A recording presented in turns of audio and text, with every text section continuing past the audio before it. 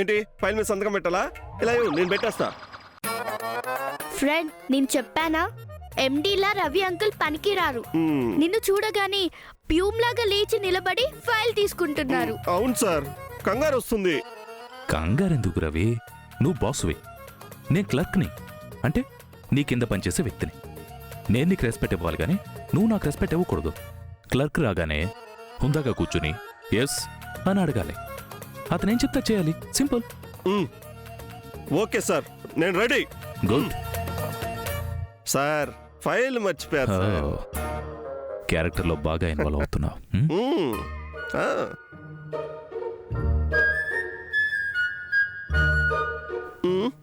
May come in sir.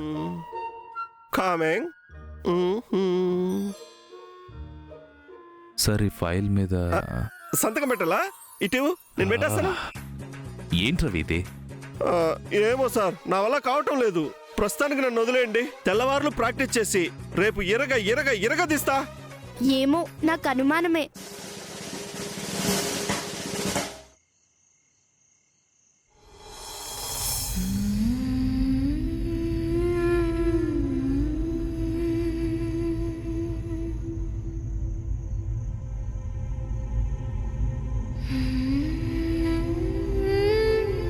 ఇల్లు గడవాలన్నా, పిల్లల ఫీజులు కట్టాలన్నా ఈ ఉద్యోగం తప్ప మరో దారి లేదు.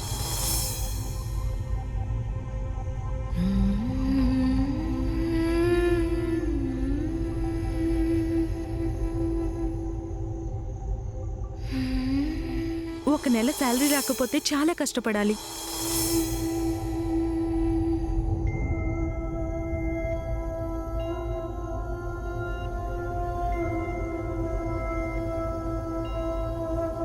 అమ్మా మీనాక్షి. ఏంటి బాబాయ్? ఏమైందమ్మా? ఎందుకలా ఉన్నావు? ఏదో ఆలోచిస్తున్నావు?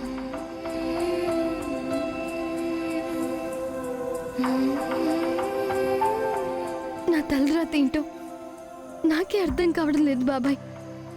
ఎంత సర్దుకుపోతున్నా, పిల్లల కోసం అన్ని మర్చిపోయి జీవితాన్ని గడుపుతున్నా కూడా ఏదో ఒక రూపంలో కష్టాలు తరుముకొస్తూనే ఉన్నాయి. ఇప్పుడు అంత కష్టం ఏమొచ్చిందమ్మా? నా ఉద్యోగం పోయేటట్లుంది బాబాయ్.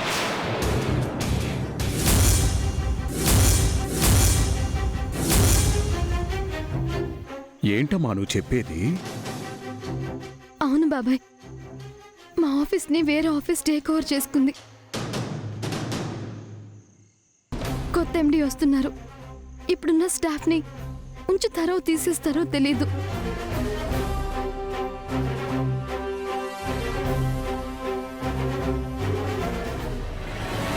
ఉన్న పళ్ళంగా ఉద్యోగం పోతే పరిస్థితి ఏంటి బాబాయ్?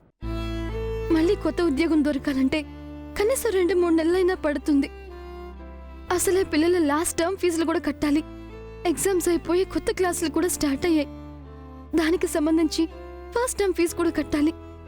అదే కాక మనం ఉన్న పరిస్థితికి 2 నెలల శాలరీ లేకపోతే ఇల్లు ఎలా గడుస్తుంది?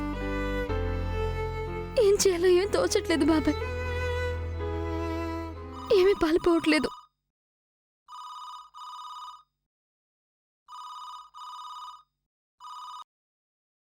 హలో అమ్మా మీనాక్షి, నేను పార్వతిని మాట్లాడుతున్నాను. ఎలా ఉన్నావమ్మా?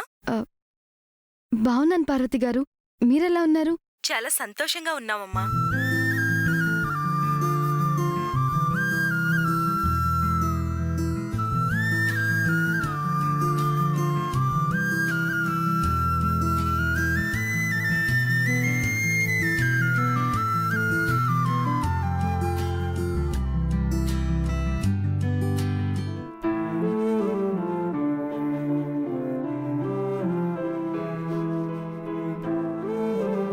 ఉంటానమ్మా, పిల్లల్ని అడిగానని చెప్పు. అలాగేనండి.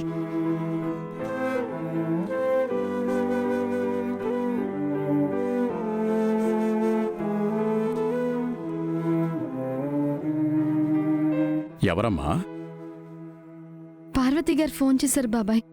తను చాలా సంతోషంగా ఉందట.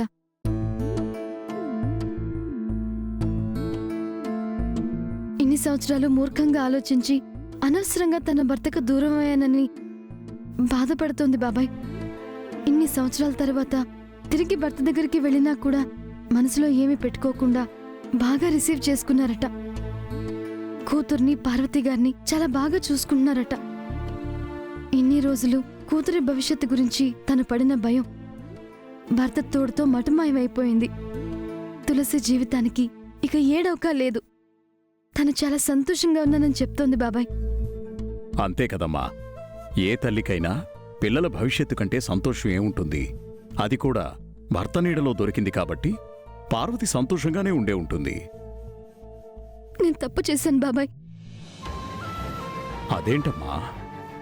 అవును బాబాయ్, నేను పడిన కష్టాలు భరించలేక నా భర్తతో తెగతింపులు చేసుకుని దూరంగా వచ్చేశాను.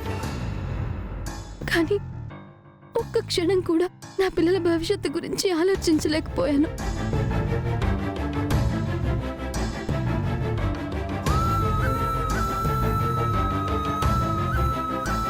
భర్తతో తెగతింపులు చేసుకున్నంత తేలిక కాదు బాబాయ్ పిల్లలకు మంచి జీవితాన్ని ఇవ్వడం. నా పిల్లలకు కార్లలో తిరిగే స్తోమత ఉండి, మంచి భోజనం, మంచి స్కూల్లో చదువుకునే అవకాశం ఉండి కూడా నా స్వార్థం కోసం మూర్ఖత్వంలో వీళ్ళకి సంతోషమైన జీవితాన్ని దూరం చేశాను.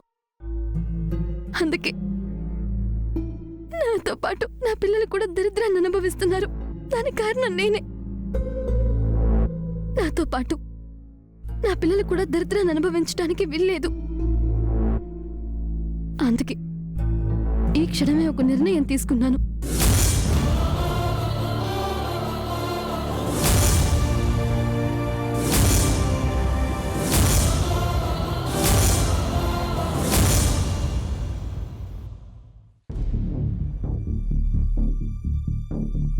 పిల్లలిద్దరినీ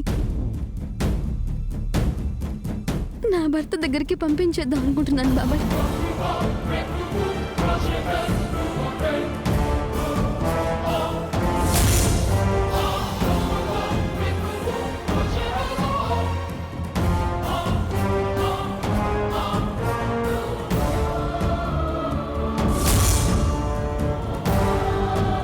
గగనపు వీధి వీడి వలస వండిపోగిన నీలి మబ్బు కోసం తరలింది తనకు తానే ఆకాశం పరదేశం. విడు 6 అడుగుల బుల్లెట్టు, విడు ధైర్యం విసిరిన రాకెట్టు.